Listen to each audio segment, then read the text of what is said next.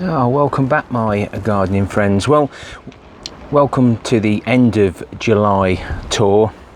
Just beginning of August now when you see this. I've still got to get this last lot of comfrey cut down, then I'll let it grow on its own and let the goodness go back into the ground. I've still got to clear the last little bit of compost from here that we found on the side of the road. There must have been at least 2,000 litres in the end, because I've got to get the trommel out into here, and the leaf mould in that bin will go through the trommel, and hopefully we'll get some really nice leaf mould from that again. And I need to get these barrels sorted. This is the barrel that we made during the month of July, cutting the top off, fitting the lid, holes in the lid and fitting the tap. That should scroll across the screen in the cards. We managed to get most of the grapes thinned out. There's a little bit of mildew on them, not just on the inside but outside as well. Rainwater guttering wick system doing really well. Especially the celery, I expected that to do quite well. Marie Curry's red ruffled peppers. Oh, the peppers doesn't say there, but yeah, everything's doing well. These are the Joe Long chilies, not very long, and they've changed colour. I'm not sure what they taste like. No flowers on the pomegranate bush. I will keep an eye out, but if we don't get any flowers this year I shall have to give it a prune from the bottom. But everything else is doing really well in here. Giant cabbage is putting some meat on it. We've got till just towards the end of September for it to be weighed, and we've got extra pups now growing. They're like little sprouts coming from the side, and even those make for good eating, especially because they're my lunchbox size. And we've got a bit of mildew coming on these as well. It's on the grapes as well, so I'm not too sure. We've been checking for the Asparagus Beetle over this month. It's always well worth keeping an eye on it, because that beetle can lay its grubs and do no end of damage. When you approach them, they drop off, so when you put your finger there, look on the floor, see where they land, then get them. These are my save seed. I think they're probably 2 years old now. Or did I sow them last year? Did I save them last year? But I can't remember, but I've potted them up, and the roots are coming out the bottom already. So do I plant them in the permanent bed next year, or do I leave them another year? I may leave them another year till 2022. But they're all doing well. Hashtag sunflower challenge. Well, they've come and gone. So the display is nearly over, but I may cut some of the heads off, I'm not sure yet. But the wildflower flowers are still doing really well.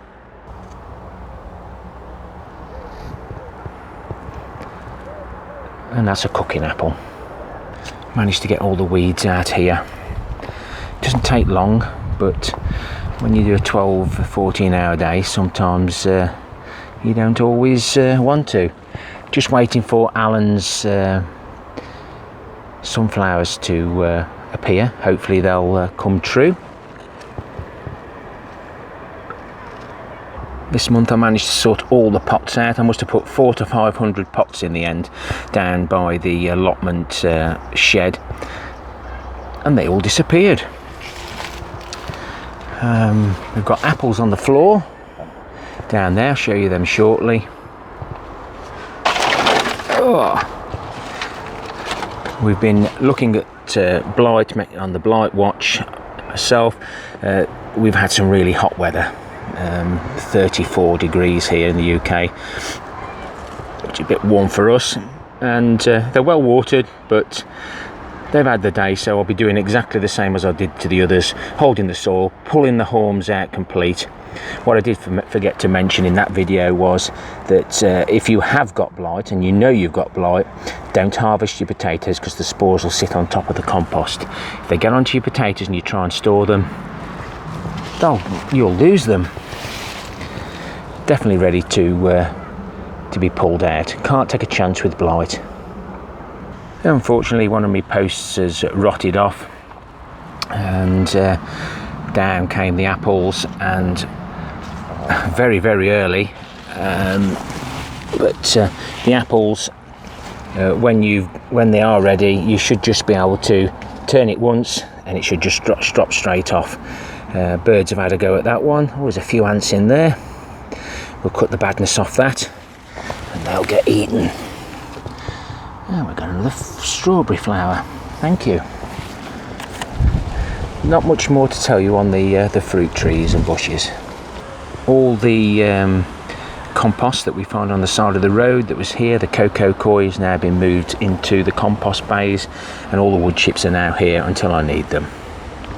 We built these raspberry structures using the lifting straps, and it's worked really well. Lovely rhubarb, not harvest much, but the crowns will develop and get bigger because we're not taking it all. And the main reason for putting in the supports was to hold the leaves back, and the same here, these supports. And now we can actually walk. If you can remember, or you know, the rhubarb leaves drop down, the raspberry canes drop down, you've got nowhere to walk. This is absolutely brilliant, and it can be a permanent feature. Blackberries, absolutely loads this year, like all the fruit.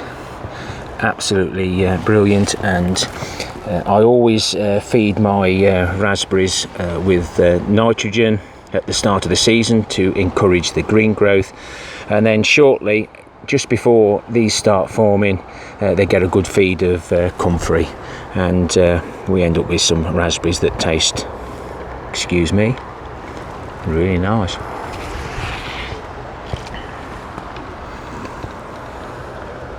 So we'll move from plot 1 to plot 3. I'm not going to take you in the fruit cage today, guys. We've absolutely not sick to death of fruit, but I will need to learn how to make jams and do other things. The summer fruit in raspberries have done really well. This is just one plant, original plant, and there you can see loads and loads of shoots. So all the lighter coloured stems are the new growth. I'll be cutting out all the darker stems. That's all last year's wood, so that we can start tying these in before they get damaged. And you can see what happens. Look, they've come out the other side. The square foot gardening's looking a little bit messy now. Been so busy that I haven't been able to do those little jobs that don't take long, like the watering, but watering takes priority, is to get these tidied up. Now these leaves have got too big on the bull's blood beetroot. Those are ones that have been kept under control, and they're absolutely the perfect size for lunchbox. We always just check to make sure there's no eggs or grubs, not as if we're too bothered. And lovely colour for the lunchbox, excuse me.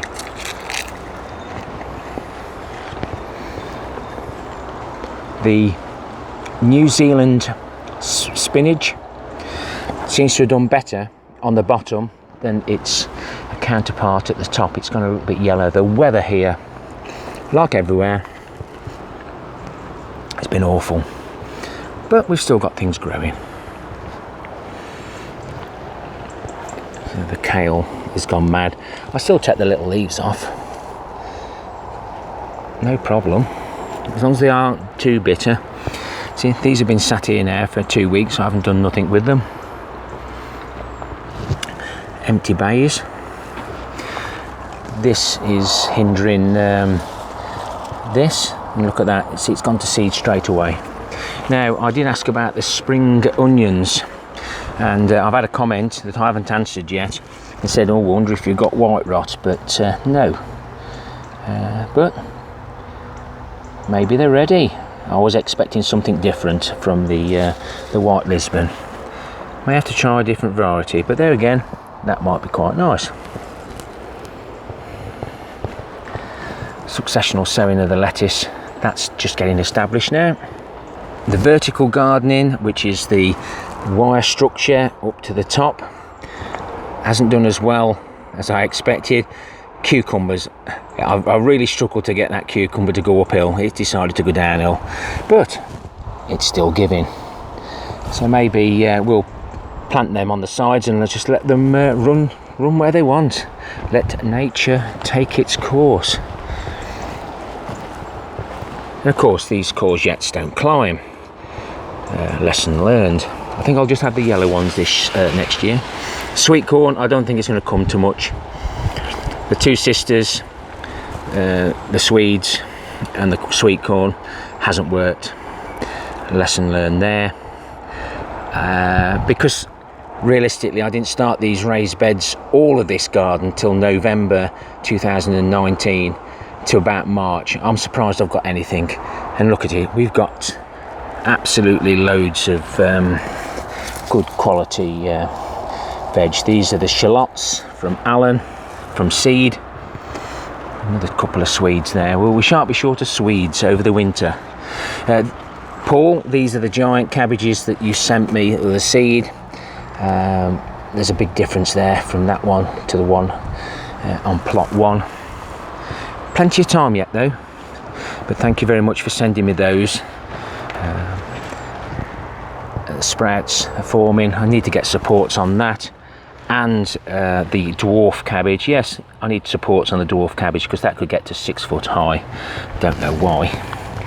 The Korobi, another one I need to sort out the pronunciation, and that's what happens to broccoli and well, actually I think it might be cauliflower, but you know what I mean, guys. And we'll let this go. One of these beds has got to be opened up for the purple sprouting broccoli, but I left these in, and we've had nothing come off them extra, so we'll get those out. But it has given the beetroot a chance that we interplanted earlier on in the year. Been tough watering these, but we've got a nice crop off those. Again, these are the trailing ones, same as on the vertical gardening. We've got all the bindweed out of here again. We let it go wild, let it get established again, because it was dug before, it come out nice and easy. So hopefully by the time we get to raise the polytunnel, all the bindweed will be gone, other than perhaps what's hiding in amongst the strawberries. Parsnips are doing well. I'll be getting my parsnip out later, so please stay with me, and if you've liked the content up to yet, then please consider subscribing and hit the like button. Good interaction. That's the variegated. I'm popping that one to seed. The Phil's Alsay onion, that one's getting really big now, Phil, if you're watching. So we'll see how big that gets. I'll be putting one of those to seed, or 2 of those to seed as well. These are the giant world record strain. These are babies. These are like little sets compared to the onion, the world record onion. Check that out on Google and you'll see what I mean. And these are Pete's onions, the Kelsey, and that one's quite good, but I should be selecting a good shaped one or 2 to put to seed in November. My carrot issues, carrot willow aphid spreads the motley dwarf virus. During July we fetched these carrots out, so out of 40 stations we got 23 carrots, and we've popped in some radish. As you can see, I spaced them out. We've got plenty of room. This bay here isn't as badly affected. I'll put this in to try and stop any spread to the next bed, and as you can see there, looking very lush, he says. Touch wood. I'll touch my head, guys, but you can't see. and these also, these look okay. These we've already taken the tops off the permanent bed. This is a permanent potato bed. I'll be doing a harvest later on in the month, and all I do down is dig down, select the potatoes, and I can have a variety. I don't just have to have one. I can have either some white ones, we can have the pink fir apple, we've got some purple variety, we've got some kestrel, we've got some Picasso off Allen, and we've got my own Sarpos at the end. I'm not watching my finger, am I?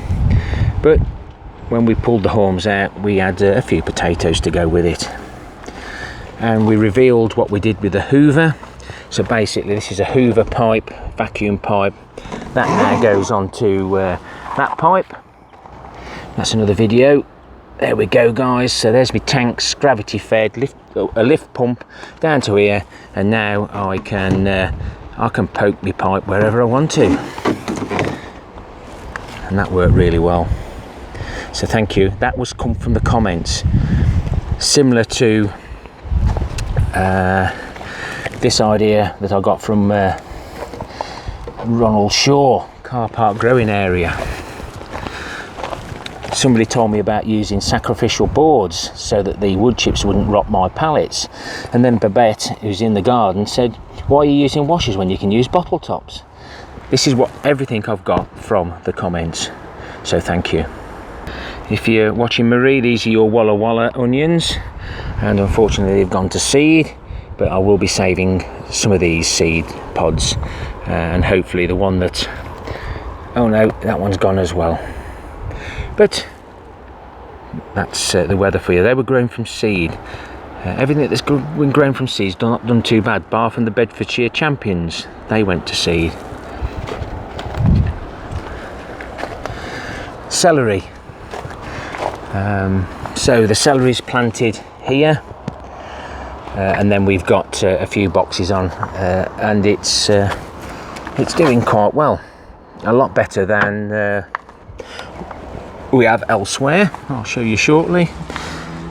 I sowed lots and lots of carrots and learnt my lesson by sowing the carrots first, and then once they're up, sow the radishes. Let's go and have a little look over there. Yeah, a lot's been going on in this celery bed. There's a pond, there's the pond liner. So I had a pond liner give me, and I cut the hole there. I should have cut it higher, guys, because when I fill that with water I can hear it trickling out the other side. So I may bring this one right to the top, because it depends on how well that celery bed does. I may not bother with having a reservoir at the bottom. Jerusalem artichokes, won't be long before the flowers are on them. Again, they shouldn't be ready till January. I'll be harvesting them as soon as I can, because those stalks are really thick now, so they will be good eating. Again, those are the radishes. But no, you ain't gonna see. But those radishes, they're they're as wide as my finger. Just waiting for more pallet collars to finish this area off here. The giant Swedes, I'm going to break my personal best, and that will be the main thing, breaking one's personal best. And the long veg, I've now got to build a structure with a pond liner. So basically I'm going to extend this, use a pond liner, some nice soft matting, and then any water that comes out here will stay in here, and then hopefully eventually when I get good at it, these are 4 metre guttering, the roots will come out the bottom and I'll get a world record. But the world records for some of these long veg are absolutely staggering. Why not Google it? Longest carrot, longest parsnip, longest beetroot. My garlic's up here. Now, do I leave it like that for eating? I know I can separate it for my planting next year, but should I separate them all? They all seem to be popping over nicely. Appreciate the comments. So this bay is completely full with cocoa coir. This bay is completely full with the compost that we found, and we've still got a small pile left. drying some onions out in here, but this is where all my container compost goes, my homemade compost, and this is the leaf mould bin, and we've still got a little bit left. But this structure is creating more water than I'd expected, so I've got to have a rethink on how to move and store this water. Both tomatoes that were leggy, that we folded in 3 or 4 times and put into these pots, one was upright, one was that way. We'll reveal those shortly to see where the roots grew. And this is the pea-sized potato that I planted. Have we got a date on here? Oh no, can't even see it. It looks like it's a Sarpo, but a very, very small seed potato. And it's surprising what you do get from it. That's why we don't leave the small potatoes in the ground. That sunshine. You can see some of these grapes have actually started going like currants. So is it ready? Excuse me.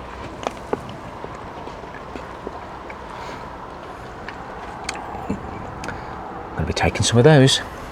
Sorry for my jaw clicking, guys, if you could hear it. That's was my best onion.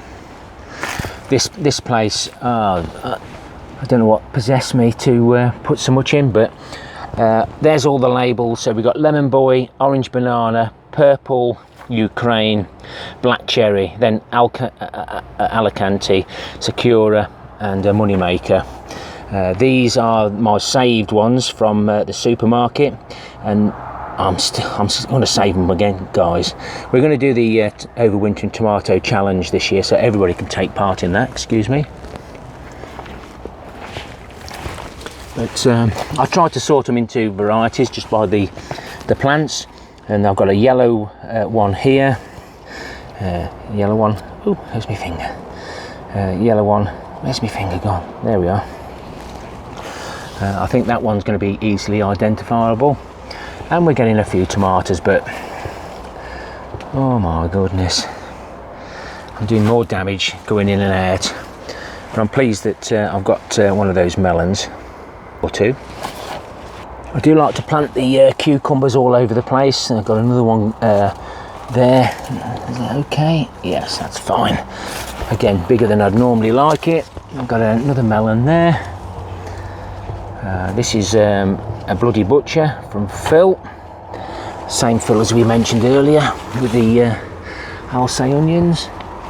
But I've noticed a few flies in here as well, so the flies will be looking to